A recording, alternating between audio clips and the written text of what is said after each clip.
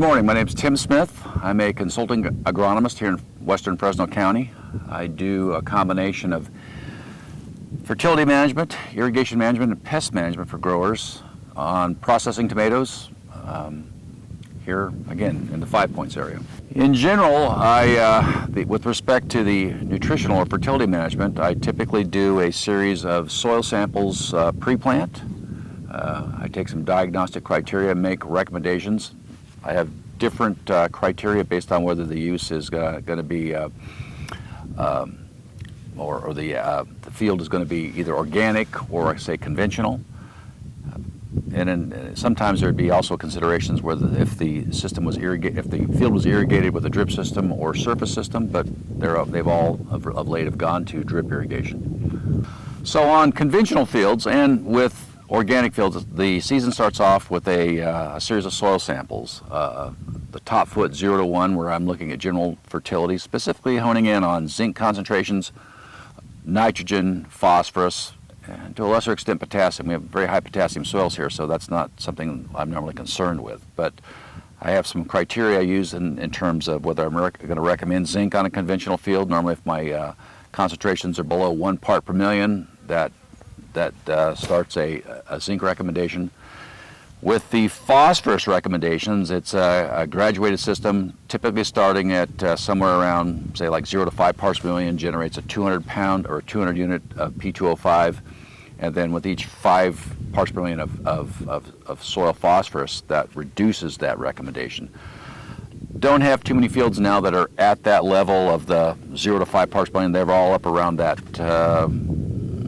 18 to 30 because of past cropping, and so my traditional phosphorus recommendation is going to be somewhere around 75 to 50 pounds of P2O5 per acre.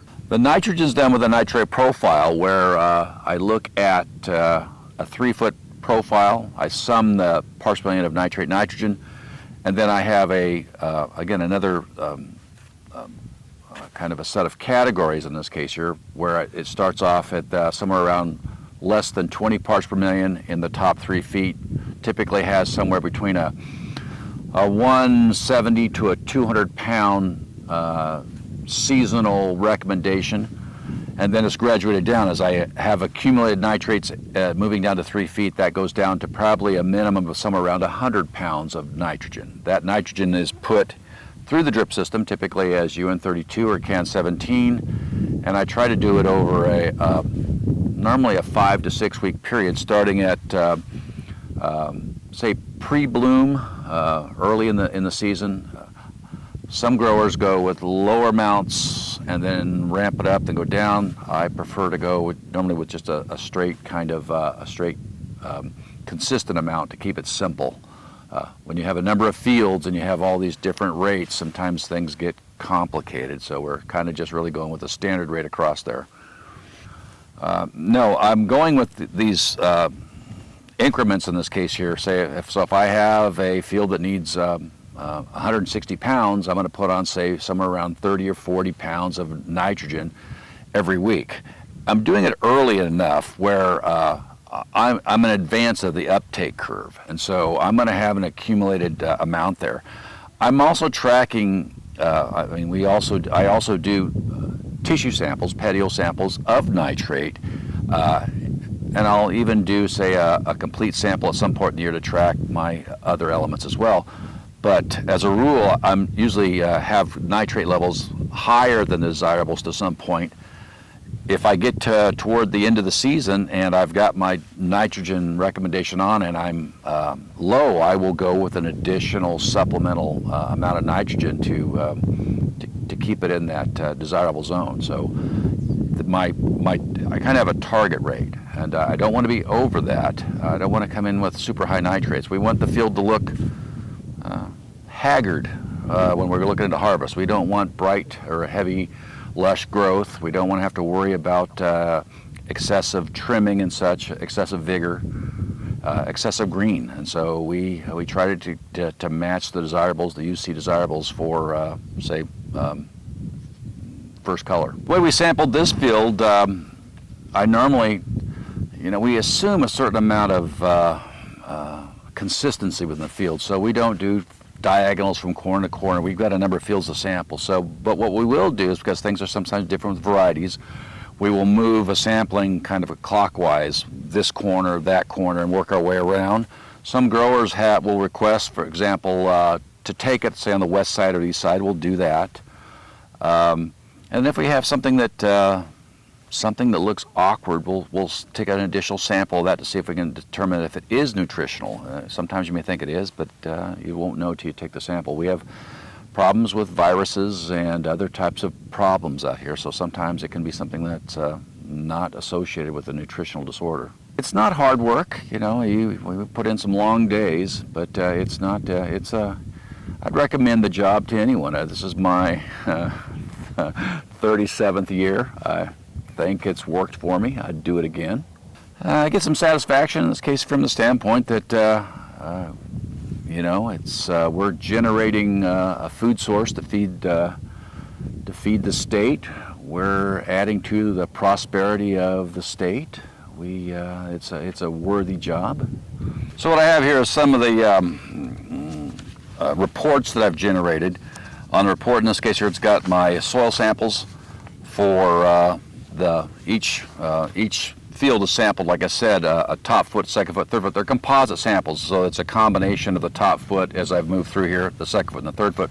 I only run fertility on the top foot as far as all the elements or the general fertility analysis. Then I run simply nitrates on the second and third foot. When you look at it, it's going to be a little bit different because this sheet has a mixture of both organic and conventional fields on it.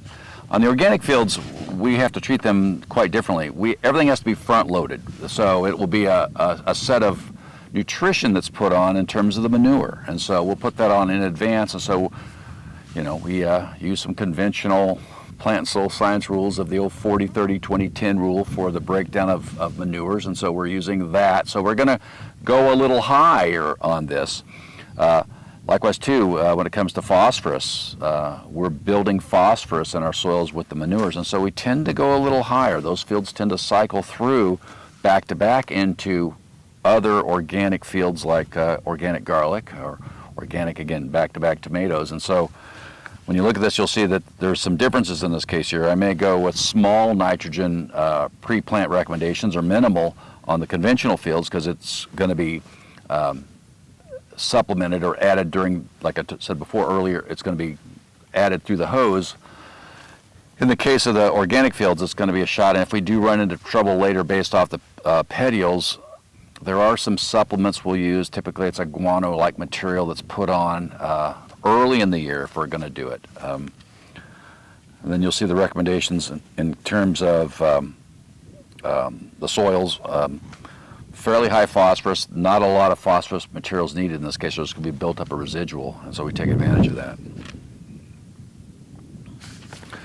Additionally, I have a report of my petiole samples, and you'll see there are stages and then desirables and then what my actual reading was, and so we're comparing this on a weekly basis.